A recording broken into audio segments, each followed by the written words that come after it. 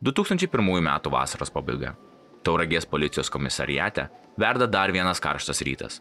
Skambučiai, vienas po kito, pasipiktinusios moteriškės, šusnis popierių ant stalo. Ir tas karštis. Nori kavos? Vienas kolega, kitam prablaško mintis. Atrodo pabudina iš kažkokio transo. Jo, einam. Oi, visai neina susikaupti. Bet, nespėjus išeiti kavos, pareigūnų dėmesį patraukė gan keista situacija. Areštinės kameroje, sėdėjęs 20 metų laisvės atėmimo bausme nuteistas asmuo, dabar savo žingsniuoja vedamas kriminalinės policijos komisaro inspektoriaus. O kas čia vyksta? Kolegos pašnibždomis kalbasi. Ką inspektorius su tuo veikia? Joks pervežimas nesuplanuotas, bet juk visko gali būti, negali žinoti. Ši gan neeilinė porelė išeina iš komisariato ir įsėdus į tarnybinį golfuką pranyksta nežinoma kryptimi. Kolegos išeidami pro duris dar vienas kitam pakomentuoja. Keista, kad inspektorius vienas su nuteistuoju išvažiavo. Čia kažkaip neskaniai kvepia. Ir dėja, ne kava. Darbo diena eina, nusikaltimų visada atsiranda, o tas karštis atrodo nesustoja. Bet netrukus pamainos pabaiga. Galės būti poilsis po šaltų dušu. Kokie planai savaitgaliui? Kolegos jau rinkosi daiktus nuo stalo. Galvojam gal nuvažiuoti pala. Jis pasižiūri per langą, atsisukęs atgal į kolegą. O tai inspektorius grįžo? Tarnybinio golfuko vis dar nėra. Atrodo, kad ta nuojauta pasitvirtino. Ar kas nors matėt inspektorių? Patikrinkite kamerą. Mes nežinom nei kur kalinys, nei kur inspektorius. O va dabar prasideda totalus sąmyšis. Pasipila skambučiai. Pervežimas? Ne, nieks nieko nesitarė. Jokių leidimų ar dar kažko irgi nebuvo duota. 2 asmenys pradingo. Negerai. Ekipažai iš karto išvažiuoja atlikti apylinkių paieškos. Dabar galimybių, kas nutiko, gali būti labai daug. Ir jos nežada nieko gero. Einantis komisariato vadovo pareigas komisaras Eugenijus Motiekaitis išsiaiškina, jog pareigūnas išsivežė nuteistą į vienas. Ką? Kaip tai suprasti vienas?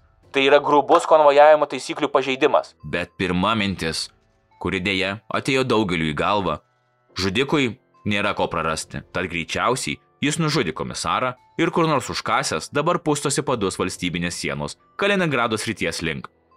Šio kalinio istorijoje pilna sunkių nusikaltimų, tad ta teorija nebuvo taip sunku patikėti. Žinoma, buvo paskelbtas veiksmų planas Sirena, kuris paprastai skelbiamas pabėgus pavojingiams nusikaltėliams. Sukelti ant kojų visi pareigūnai. Tiesiog košmaras. Tačiau jis ilgai nesitęsė. Po kelių valandų komisaras Motiekaitis buvo informuotas, kad jo pavaldinys drauge su nuteistuoju yra sulaikyti ir laikomi Vilniuje, STT būstinėje. Tai kas nutiko? Na, prieš pradedant suprasti kas ir kaip, turime susipažinti su abiejais šio vakaro pagrindiniais veikėjais. Pirmas iš jų – Linas Venckevičius.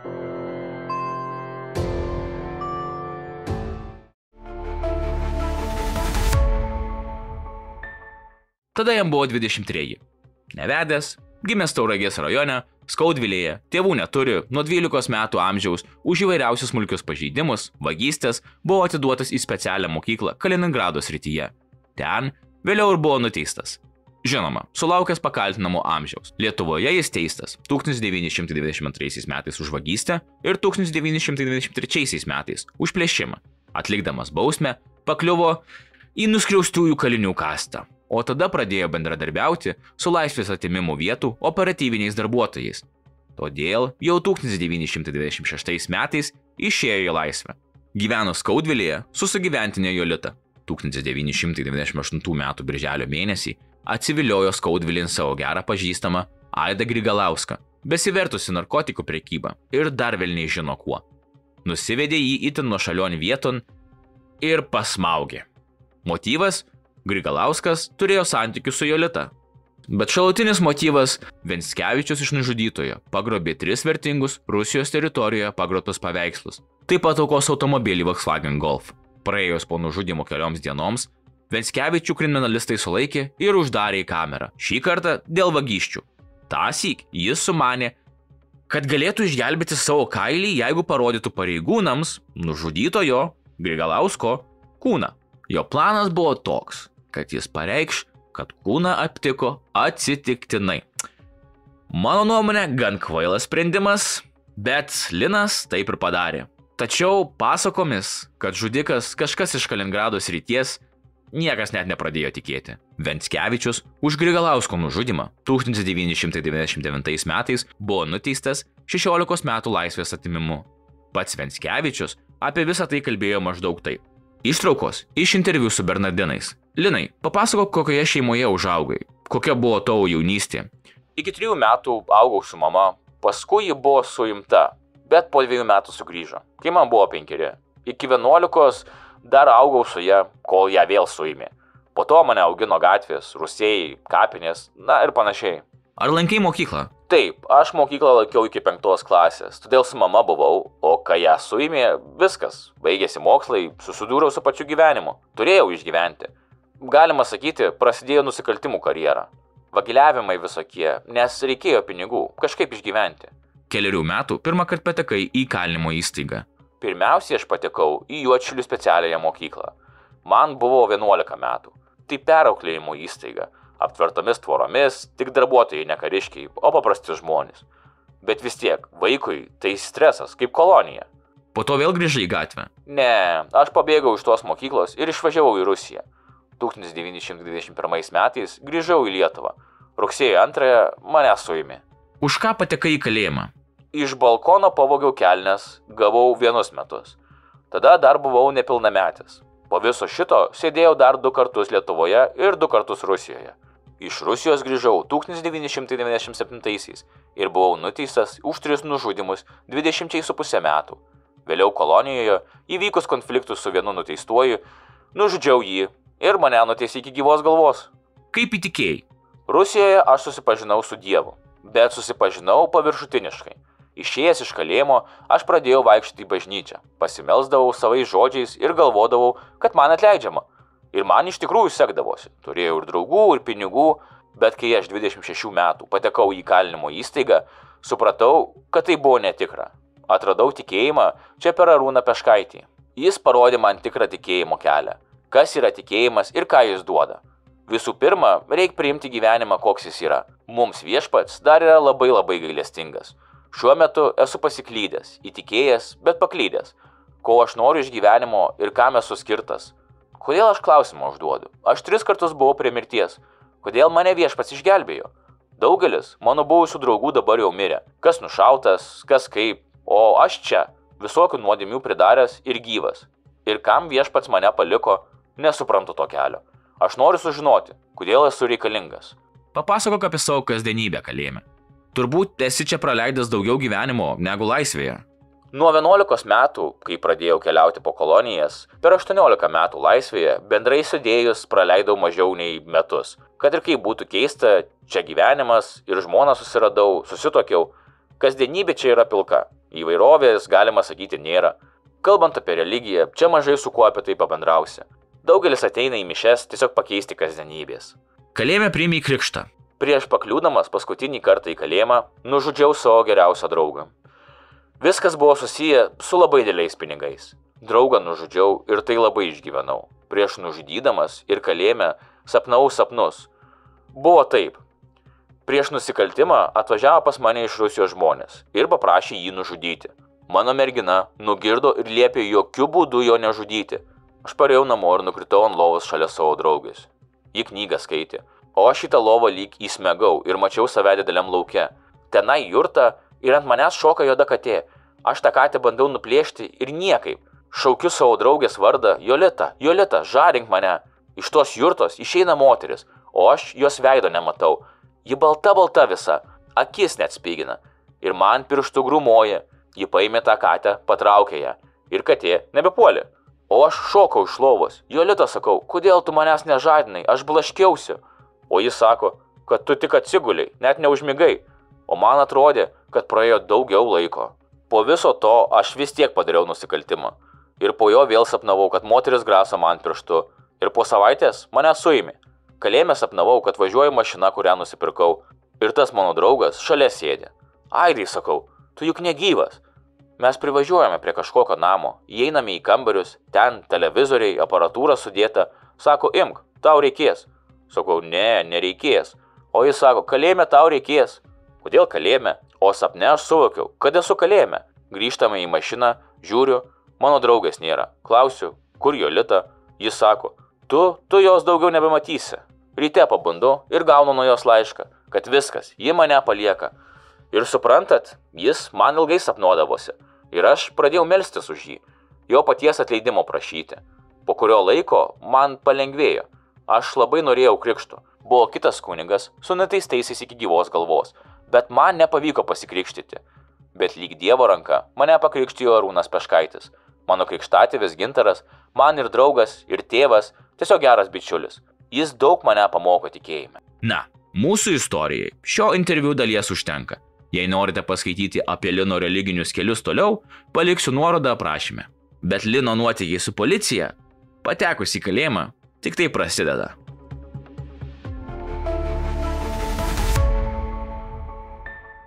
Linas labai suktas žmogus. Neoficialiais duomenimis, dar iki teismo, Venckevičius su pareiškimu kreipėsi į specialiųjų tyrimų tarnybą ir pareiškė, turis daug informacijos apie dar neatskleistus nusikaltimus, korumpuotus pareigūnus, tačiau nei kriminalistais, nei prokurorais jis nepasitikė. Nori bendradarbiauti tik su STT, o Venckevičiaus pasiūlymo buvo susidomėta. O praėjus nedaug laiko po nuteisimo už Aido nužudymą, Venckevičius netikėtai prisipažino, kad 1997 m. spalio mėnesį Panevėžyje susipažino su neblaiviu Aleksandru Mazuru, girtavo su juo viename bendrabutyje, o vėliau naująjį pažįstamąjį pasmaugė. Pagrobė jo dujinį revolverį, kai kuriuos kitus asmeninius daiktus, o sužinojęs panevėžiečio namų adresą, apvogė ir butą.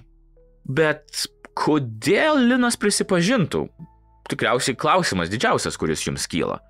Matote, šio prisipažinimo metu Venckevičius atliko bausmę Alytaus griežtojo režimo kolonijoje.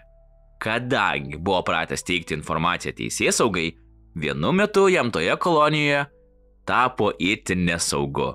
Todėl ir nusprendė prisipažinti dėl nužudimo, nes tada iš šios kolonijos bus išvežtas tardymui ir teismui, o tolesniam bausmės atlikimui vylėsi pakliūti jau į kitą koloniją.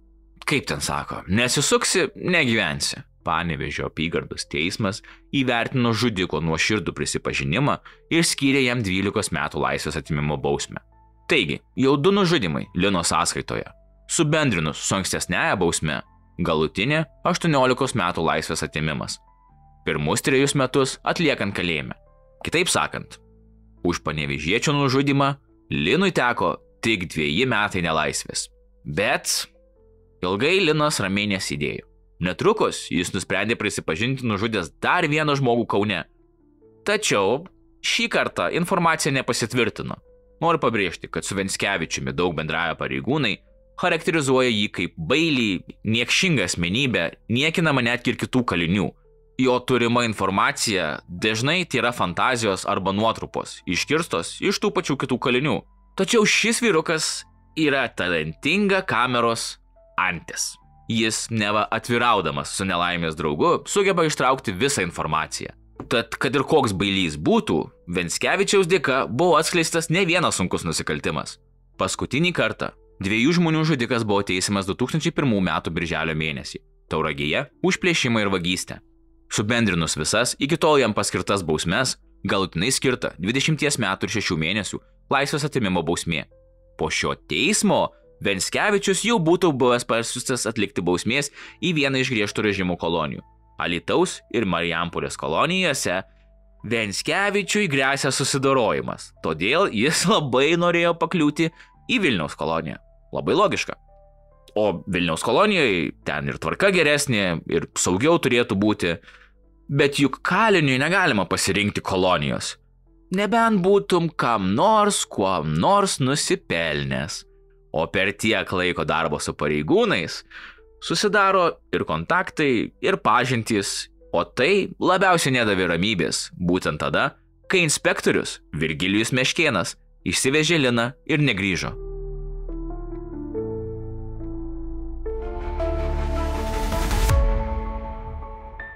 Virgilijus Meškėnas, 33 metų, Tauragės kriminalinės policijos komisaras inspektorius, baigęs Kauno Politechnikos institutą.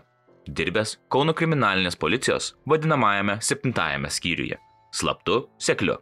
Vėliau perėjo į Plungės kriminalinę policiją, kur dirbo inspektoriumi. Ne bet kokiu, o vyriausiu inspektoriumi. Buvo atsakingas už automobilių vagystes. 1995 metais draugė su kolega, vyrinspektoriumi Jonu Tačkausku, kaimo sodyboje ketino sulaikyti pavojingą nusikaltėlį – Kazimierą Sūkurį.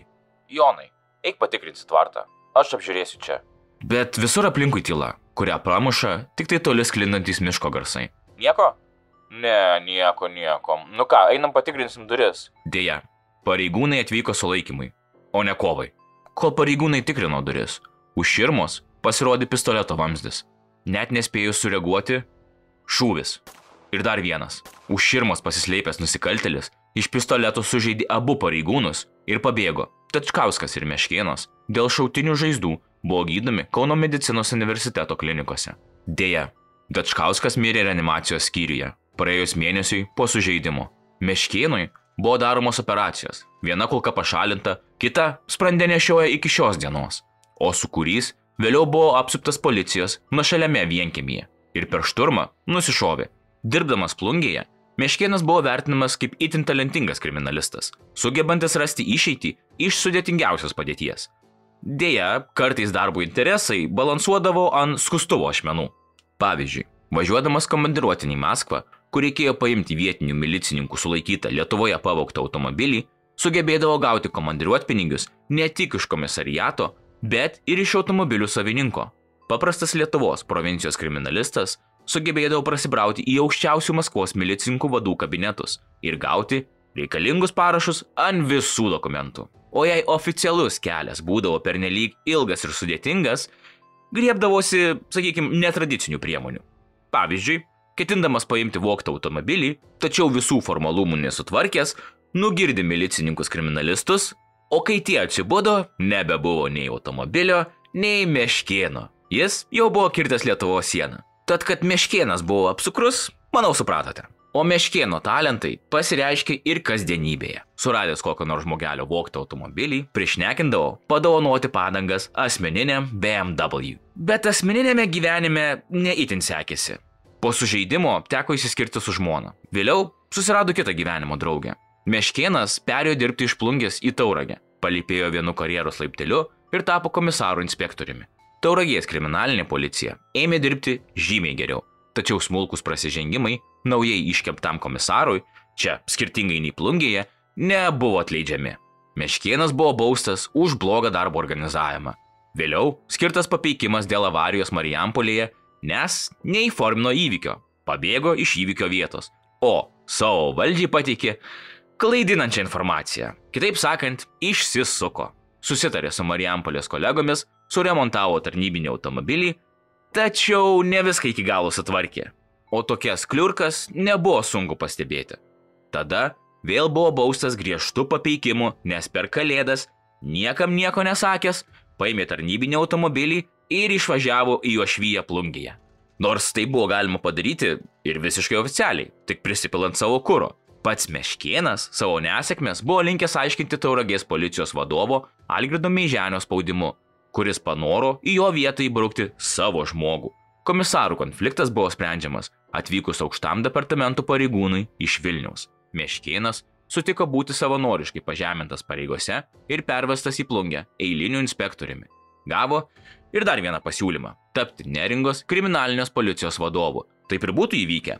Tik įsakymui dėl šio paskyrimo trūko STT pažymos apie kompromituojančios medžiagos V. Meškėno atžvilgiu nebuvimą. Ta pažyma nebuvo parašyta, nes STT tuo metu jau intensyviai ruošėsi neva korumpuoto pareigūno sulaikymo operacijai. Beje, Meškėnas su šeima Tauragėje gyveno tarnybinėme 4 kambarių bute, kurį vargiai tepajėgė išlaikyti. Tad, manau, galite suprasti ir susidaryti gan vaizdingus abiejų mūsų veikėjų paveikslus. Bet kaipgi čia viskas susiję vienas su kitu?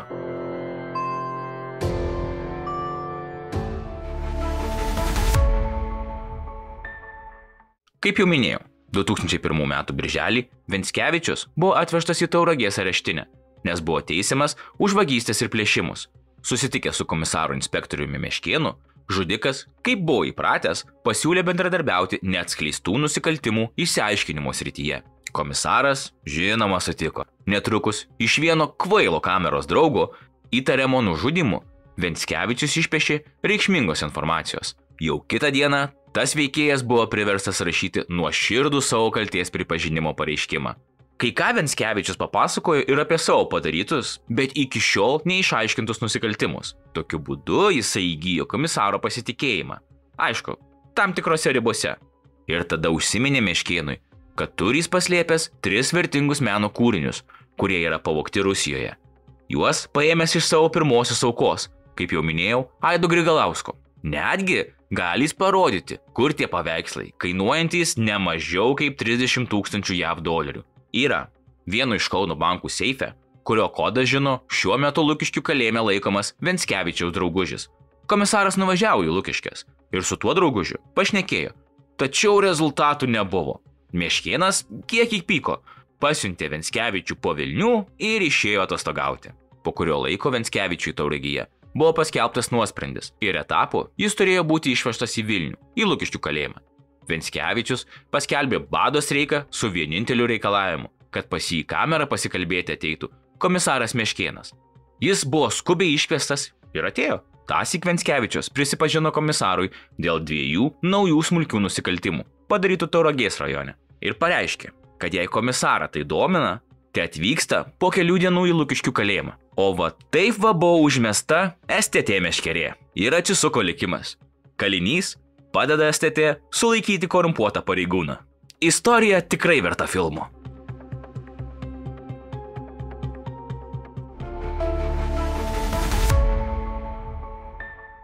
Meškėnas žinoma atvyko į Vilnių, į kalėjimo tardymo kambarį. Ten buvo atvestas ir Venckevičius. Kaip dabar aišku, jis šiam susitikimui STT buvo paruoštas, prisikaišėjęs diktofonų, mikrofonų, pokalbio įrašymų reikalingos įrangos. Venckevičius, kaip ir žadėjo, parašo nuoširdų prisipažinimą dėl vieno plėšimo ir vėl ėmė kalbėti apie paveikslų. Pažada parodyti, kur jie yra, jei tik būtų etapuotas į Tauragę. Papasakojo komisarui apie savo vieną gerą draugą Aidą, kuris palaiko jį kalėjime, perdavė televizorių, maisto ir panašiai. Tai va, tasai draugas galėtų tuos paveikslus ir nupirkti. Kitas jų susitikimas įvyko jau Tauragėje. Ar per šiuos susitikimus Meškėnas susitarė su Venckevičium, kad paveikslus pardavus pinigai bus dalijami pusiau, nežinia. Tačiau tokia įvykių versija tiki daug prie šios bylos dirbusių pareigūnų. Kai pirmą kartą Venckevičius buvo paimtas iš kameros ir vienas Meškėnas įsivežė šį į Skaudvilę, nuteistajam buvo nuimti antrankiai. Komisaras labai pasitikėjo savimi. Kur anas dings? Kulka pasieks, jei sumanys pabėgti. Po pirmosios išvykos į gamtą buvo antroji ir trečioji. Venckevičius kasinėjo duobę savo nurodytose vietose ir ieškojo paveikslų. Tačiau nei vieno nerado. Meškėnas buvo supažindintas su jau minėtu Aidu, kuris iš tiesų buvo etatinis STT agentas, dirbęs pagal legendą su Venckevičiumi. Tai ir buvo vadintinasis potencialus paveikslų pirkėjas. Taip atsirado 3 veikiantieji asmenys. Visi pokalbiai buvo žinoma įrašinėjami. Kilpa aplink komisaro kaklą pamažu veržėsi. Bet žinoma, jis to nejautė. Per išvykas pirko Venckevičiui cigaretės, atsigerti, žaidė su juo biliardą. Taip, pakartosiu. Linas, nors ir padėjo policijai, bet buvo žudikas ir dar velniai žino, kiek nusikaltimų padaręs. O čia chebra žaidžia biliardą. Iš tiesų, istorija darėsi kažkuo panaši į Saugumiečio, Trafkino ir Belecko istoriją, apie kuriuos, tiesa, irgi neseniai išleidau video. Vienas stengiasi netradicinėmis priemonėmis įgyti pasitikėjimą, kitas visapusiškai išnaudojo situaciją savo naudai. Tik čia, kas labiau ką išnaudojo, yra visgi klausimas, o galutinė operacijos ir aš labai myliu šitą pavadinimą, bet operacijos Meškėnas fazė buvo numatyta Liepos 19 dieną. Nors Venckevičius iki tol taip ir neparodė savo slaptavietės su paveikslais, Meškėnas vis dar to tikėjosi. Žudikas ir komisaras sutarė, kad pabandys parduoti Aidui iš pradžių bet kokį paveikslą. O tada jau į dienos šviesą bus ištrauktas ir tikrasis, už kurį galima bus paprašyti 10 000 dolerių. Taip, iš vieno Tauragės tapytojo buvo pasiskolintas jo tapytas darbas, kurio rinkos kaina buvo 50 litų. Tada Meškėnas nuvežė Venckevičių į Kauną. Įvyko susitikimas su Aidu. Vėliau visi trys nuvažiavo į Kauno pilį. Ten laukė meno ekspertas. Jį žinoma vaidino kitas etatinis STT agentas. O tasai ekspertas įvertino Tauragės dailininko darbą 2000 litų. Tada Meškėnas jau įtarė, kad čia kažkas ne taip. Kaip galima buvo įvertinti 50 litų vertės paveikslą šitai brangiai? Tad gal ir Meškėnas turėjo šiek tiek daugiau košės smegenėlėse. Nors visgi neužtektinai. Šiaip ar taip, vienoje prie Kauno pilies esančioje kavinėje sandėris įvyko. Ekspertas sumokėjo 500 litų užstatą, o likusius 1500 pažadėjo atvežti į Tauragę kitą dieną. Užstatą buvo pasiūlyta paimti Meškėnui, tačiau jis gal kažką ir nujausdamas pareiškė, kad paveikslas yra Venckevičiaus, tad pinigai jam. Kompanija pakilo nuo stalelio, Meškėnas priėjo prie savo tarnybinio automobilio ir staiga jam kažkas čiupo už rankos, o prieš nosį sumirguliavo STT darbuotojo pažymėjimas. Netrukus visi sandėrio dalyviai jau stovėjo išskėstomis rankomis ir kojomis. Meškėnas ir Venckevičius po kurio laiko buvo išvežti į Vilnių, STT būstinę. Ten, viename kabinete, Meškėnas pastebėjo ant sienos kabančią nuotrauką, kurioje buvo nusifotografavusi draugiška STT darbuotojų kompanija. Tai spėkite, ką jisai tarp jų pamatė. Taigi, besišypsantis Aidas, tas pats, kuris turėjo paveikslus ir nupirkti. Tada Meškėnas viską galutinai suprato. Bet, ir čia yra didžiausias bet. Kadangi komisaras prie pinigų taip ir neprisilietė, STT darbuotojai nebuvo patenkinti operacijos rezultatai. Ir nors ne kartą gąsdino Meškėną, uždarysiant jį į kamerą, buvo priversti jį paleisti. Tiksliau, atiduoti iš Tauragės atvykusių pareigūnų globai, kartu su Venckevičiumi. Tai buvo paskutinė STT viltis. Galbūt su savo kolegomis 2 automobiliais vykdami į Tauragę, Meškėnas neatsilaikys pagundai, kur nors pakely stabtelės ir pasakys, porą malonių žodelių Venckevičiui. Galbūt netgi trenks jam per veidą už šitokią kiaulystę. Paskutinis šansas, paskutinė auka, paaukoti Liną. Bet dėja, taip neįvyko. Po sulaikymo praėjus pirmam šokiui, Meškėnas suprato, kad jei tik palies Venckevičių, tai bus poveikis liudytojui ir iš karto bus duota sankcija jį suimti. Tad šitaip gerai suplanuota operacija subyrėjo paskutiniais momentais.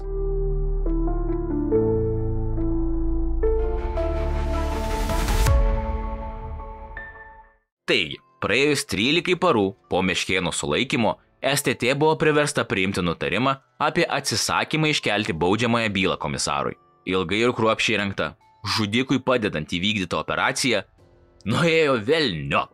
Tačiau Meškėnas iš darbo policijoje buvo atleistas remintis neigiamais motyvais.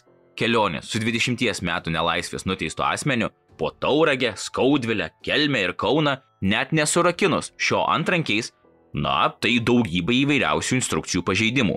Aišku, Meškėnas reikiamai neinformavo ir savo santykių su Venckevičiumi. Su juo atliekamų veiksmų, tad ir operatyvinės veiklos įstatymų pažeidimų buvo daug. Mano randamais duomenimis, už visą šitą fiasko Meškėnas buvo atleistas iš darbo, bet jokie kiti kaltinimai ar baudos jam skirtos nebuvo. O ką jis veikia dabar? Informacijos rasti nepavyksta. Jeigu žinote, pakomentuokite. O kaip Linas?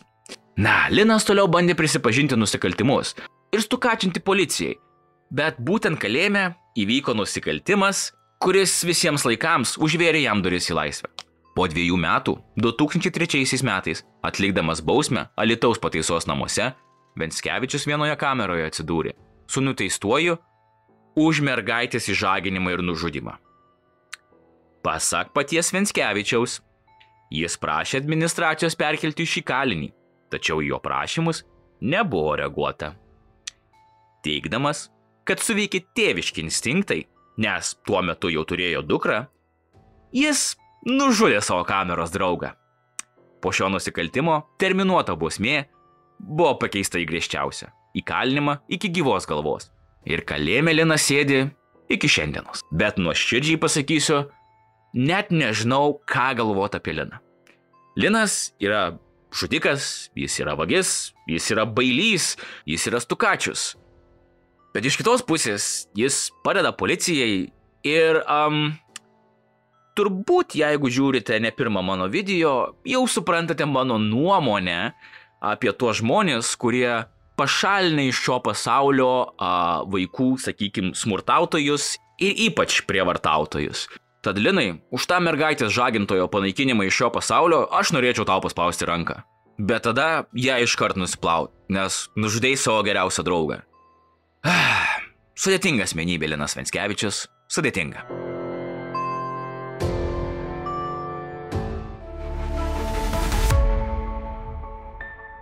Dėkui, kad žiūrėjote dar vieną mano video iki galo. O ką jūs manote apie Liną, apie Meškėną ir apie mūsų policijos darbą? Čia, kaip ir minėjau, istorija verta filmų. Tik taip gal pabaiga būtų tokia, kaip ir nieks nelaimėjo, nieks neįvyko, na bet bent Meškėnas nemeškinauja. Taigi, palikite savo komentarą ir nepamirškite paspausti like arba subscribe. Tai visada jums duoda karmos taškų. Šiandieną bus tiek, aš vis dar bandau atsigauti po ligų, tad galbūt pasimatysime kitą savaitę, o gal dar kitą savaitę. Bet jums turiu paruošęs daugybę istorijų. Tad, dar kartelį dėkui, kad žiūrėjote, likite saugus, likite budrus ir pasimatysime kitą